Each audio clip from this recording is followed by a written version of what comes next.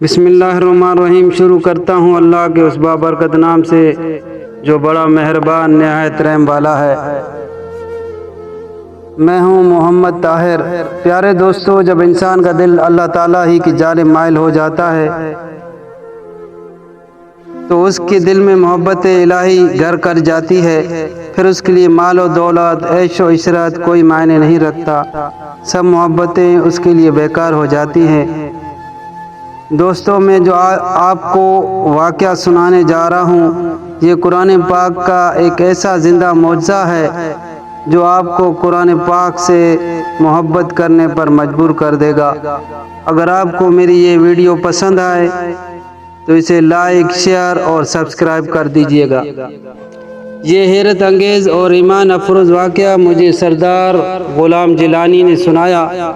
سردار صاحب کا تعلق آزاد کشمیر سے ہے۔ بڑے باوقار، سنجیدہ، اعلیٰ تعلیم یافتہ اور باعمل مسلمان ہیں۔ انہوں نے بتایا کہ وہ موضع گوارا، تحصیل پلندری، ضلع سدنواتی کے رہنے والے ہیں۔ زمیندار گھرانے سے تعلق رکھتے ہیں۔ گوارا گاؤں راولپنڈی سے 96 کلومیٹر کی جانب مشرق میں واقع ہے۔ پولیس کالج سہالہ سے آزاد پتن جانے والی سڑک ادھر کو جاتی ہے۔ سردار صاحب نے بتایا، میرے گاؤں میں ریٹائرڈ کیپٹن محمد صدیق خان بڑے ہی نیک نام انسان تھے، مخیر ہیں اور انسانی ہمدردی کے پیکر مجسم ہیں۔ فوج سے ریٹائرمنٹ کے بعد گاؤں ہی میں زمیندارہ کرتے اور رفائی کاموں میں بڑھ چڑھ کر حصہ لیتے ہیں۔ رشتے میں یہ میرے پھپھا ہیں۔ ان کی والدہ محترمہ مسمات مہر جان، زوجہ حسین خان مرحوم 85 سال کی بزرگ خاتون ہیں۔ وہ اگرچہ ان پڑھ ہیں لیکن قرآن پاک پڑھنا اور پڑھانا ان کا عمر بھر محبوب ترین مشغلہ رہا ہے۔ انہوں نے بلا مبالغہ سینکڑوں بچوں اور بچیوں کو قرآن پاک پڑھایا ہے۔ قرآن پاک سے ان کے شغف کا یہ عالم ہے کہ 1985 میں انہوں نے تقریباً 70 سال کی عمر میں اصرار کر کے اپنی پوتیوں سے اردو پڑھنا سیکھی۔ پوتیاں کالج میں پڑھتی تھی اور مذاق کرتی تھی کہ دادی اماں، اب آپ اردو پڑھ کر کیا کریں گی؟ جواب دیتی کہ قرآن کو ترجمے کے ساتھ سمجھنا چاہتی ہوں۔ چنانچہ انہوں نے واقعی اردو پڑھنا سیکھ لیا اور 2 سال میں پورا قرآن پاک ترجمے کے ساتھ ختم کر لیا۔ خدا کا کرنا یہ ہوا کہ 1987 میں مہر جان کی بائیں آنکھ میں درد شروع ہو گیا جو بڑھتا چلا گیا۔ 1988 میں موصوفہ اپنے دوسرے بیٹے محمد نذیر، جو کہ کراچی میں سرکاری ملازم تھا، ان کے پاس گئیں۔ وہاں ایک ڈاکٹر نے بتایا کہ آنکھ میں کالا موتیا اتر آیا ہے، اس لیے آپریشن نہیں ہو سکتا۔ جلد ہی دوسری آنکھ بھی اس کیفیت سے دوچار ہو گئی تو 1991 میں الشفا ہاسپٹل راولپنڈی میں دائیں آنکھ کا آپریشن ہوا، لیکن بینائی میں کوئی فرق نہیں آیا اور 1992 میں دونوں آنکھوں کا نور چلا گیا۔ مہر جان کی دنیا اندھیر ہو گئی، لیکن انہیں سب سے بڑا صدمہ یہ تھا کہ وہ قرآن کی تلاوت اور زیارت سے محروم ہو گئی ہیں۔ اس تصور نے انہیں ہلکان کر دیا اور 2 ماہ بے آب کی طرح تڑپتی رہیں کہ کلام پاک کی نعمت ان سے چھن گئی۔ انہوں نے رو رو کر اپنے بیٹے کیپٹن محمد صدیق سے التجا کی کہ وہ انہیں کسی لائق ڈاکٹر کے پاس لے جائے اور علاج کروائے تاکہ بینائی کی بحالی کی کوئی صورت نکل سکے۔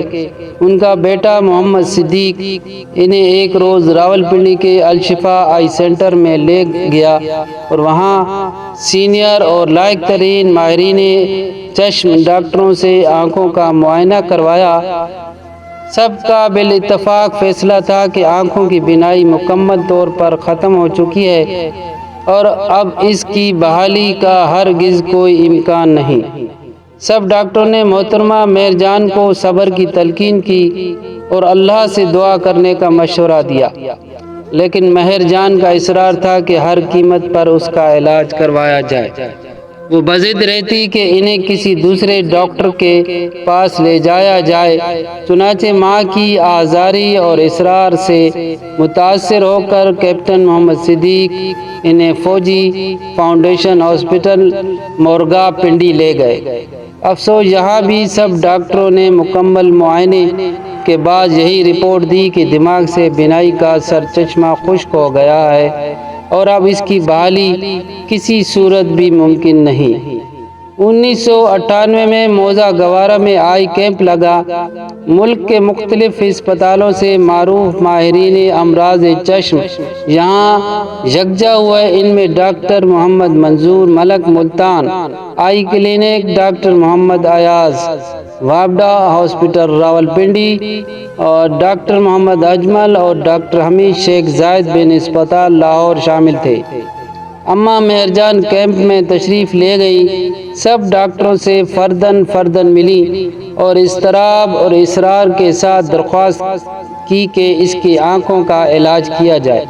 وہ تکرار کے ساتھ یہ کہتی تھی کہ اللہ مجھے بینائی کی نعمت دوبارہ ضرور عطا فرمائے گا۔ میری زندگی کی سب سے بڑی تمنا ہی یہ ہے کہ میں قرآن پاک پڑھتی رہوں اور جب دنیا سے کوچ کروں تو میرے لب قرآن کی تلاوت کر رہے ہوں۔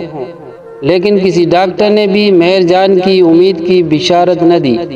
سب نے تأسف اور دکھ کے ساتھ انہیں یہی بتایا کہ ان کی بینائی کے سوتے خشک ہو چکے ہیں اور ان کی بحالی کے دور دور تک امکانات نہیں ہیں۔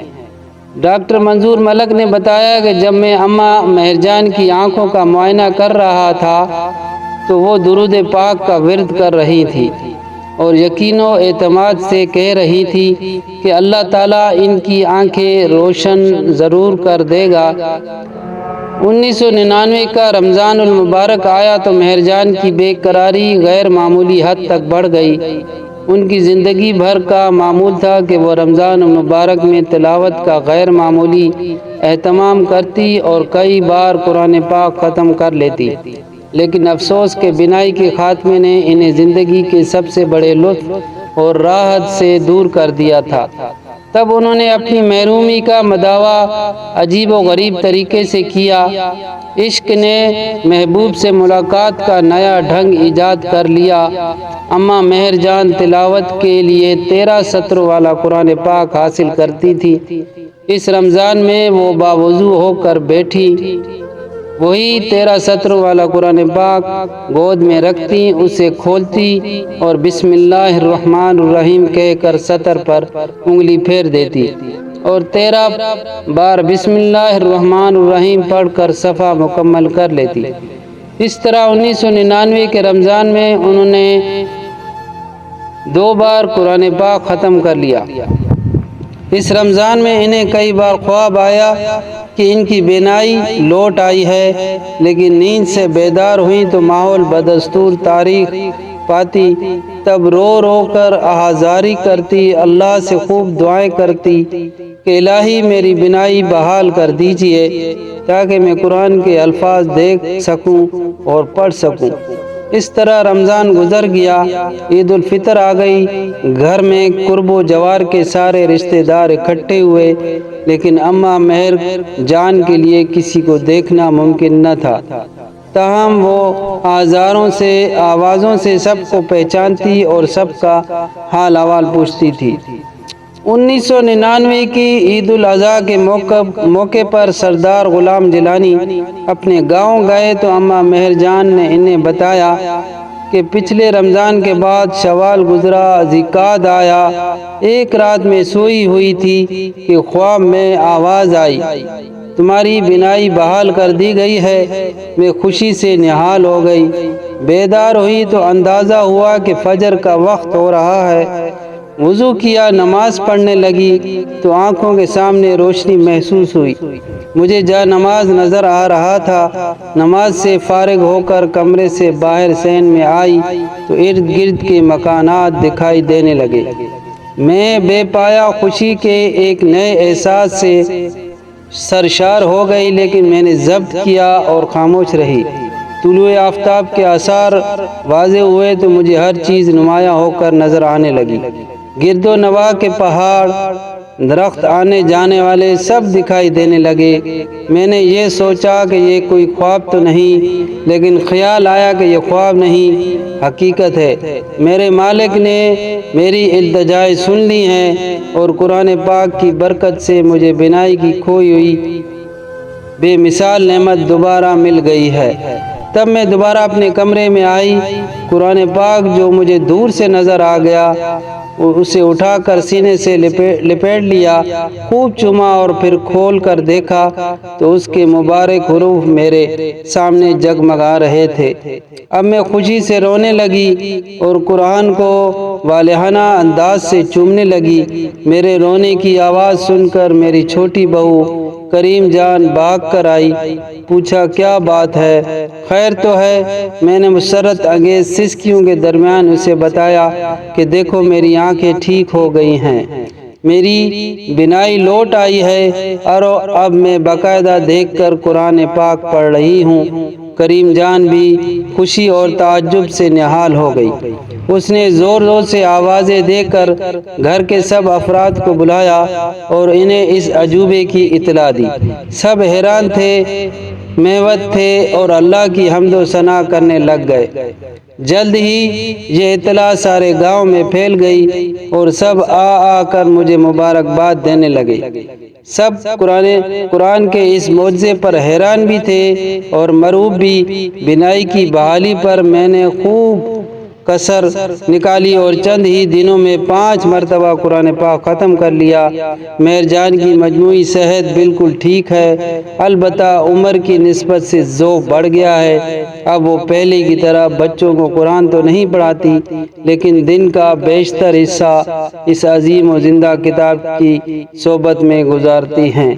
دوستو، اللہ پاک سے دعا ہے کہ اللہ پاک ہمیں قرآن پاک پڑھنے اور اس کو سمجھنے اور اس سے محبت کرنے کی توفیق عطا فرمائے۔